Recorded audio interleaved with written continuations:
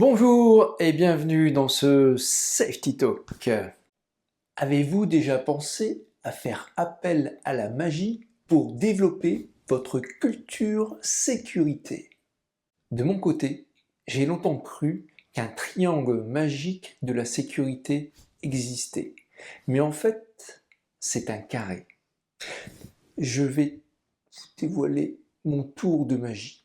Mais juste avant, je vous emmène en Suisse pour visionner une publicité, une publicité, allez, je vous laisse trouver le meilleur adjectif. Et on se retrouve juste après pour que je vous explique mon tour de magie sécurité. Les enfants sont dans le jardin. Oui, je suis en train de préparer son gâteau. C'est son anniversaire aujourd'hui. Oui. Maman, je veux avoir du chocolat, s'il te plaît. Bien sûr, mon ange. Serre-toi, il est juste là. On vous attend ce soir. Brian sera ravi. Ciao.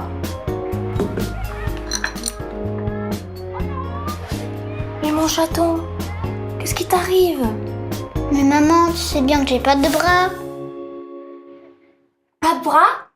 Pas de chocolat?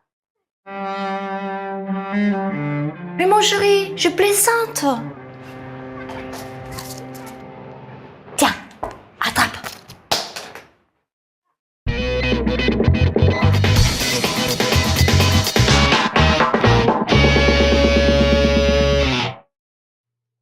La sécurité magique. Pas de bras, pas de chocolat. Cette maman a raison. Pas de bras, pas de chocolat. Vous la trouvez immonde? Mais non, elle a raison cette maman, je vous l'assure. En entreprise, cette maman, c'est maman sécurité.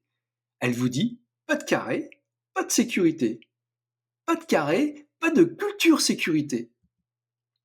Connaissez-vous le triangle magique de la sécurité? C'est un triangle top.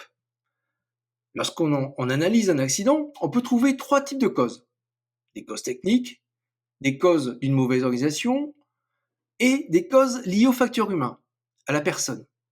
Technique, organisation, personne, ça fait top. Maintenant, j'aime bien changer d'angle. Alors, retournons la table et les causes deviennent des moyens de prévention, des solutions, des mesures, des actions, des moyens techniques, des moyens organisationnels et des moyens liés à la personne. Voilà, si vous tracez un triangle et que vous mettez à chaque sommet un type de moyen, alors vous obtenez un triangle magique de la sécurité. Un triangle top. Est-ce que ça suffit pour réussir? Est-ce que ça suffit pour implanter une culture sécurité? Vu mon expérience, je peux vous dire que non. Bien sûr, il faut un minimum de moyens en sécurité, un minimum de ressources pour avoir des résultats. Autrement dit, s'il n'y a pas d'argent pour assurer un minimum de mesures techniques, alors c'est compliqué. De la même façon, il faut une organisation en place.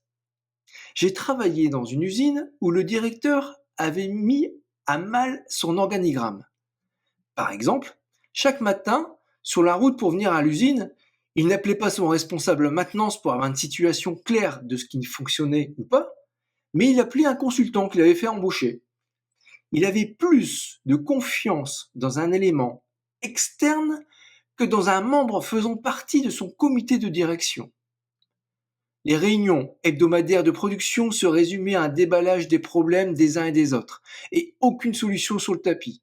À la fin, tout le monde repartait avec sa valise de problèmes et en colère.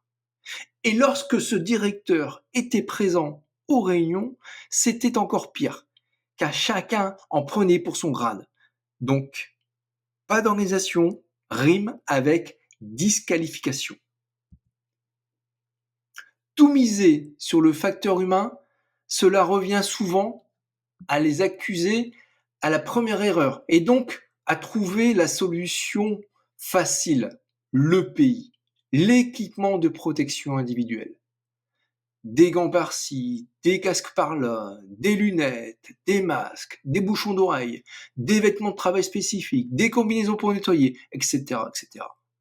Bref, Nos opérateurs qui sont en première ligne se transforment en Robocop, en chevaliers avec armure.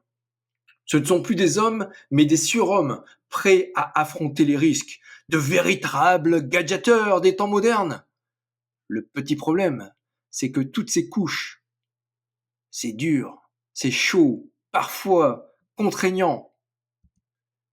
Et donc, à peine le chef a quitté l'atelier, le simple mortel retire ses épilles pour respirer, exposant son frêle épiderme au risque du métier. César, ceux qui vont mourir te saluent, morituri te salutant. Vous l'avez compris, les ingrédients du triangle top sont indispensables à minima pour pouvoir bâtir une culture sécurité, mais est-ce suffisant? Non. Mon expérience m'a appris qu'il y avait un quatrième sommet très important. Ce sommet, je vais le nommer environnement au sens large. J'aurais pu l'appeler aussi atmosphère. Atmosphère, atmosphère. Est-ce que j'ai une gueule d'atmosphère, comme le disait Arletty dans l'Hôtel du Nord? L'atmosphère de travail, l'atmosphère de l'entreprise, l'atmosphère générée par les élus, par la direction, l'atmosphère soufflée par le groupe, c'est cette humeur indescriptible qui peut faire beaucoup aussi.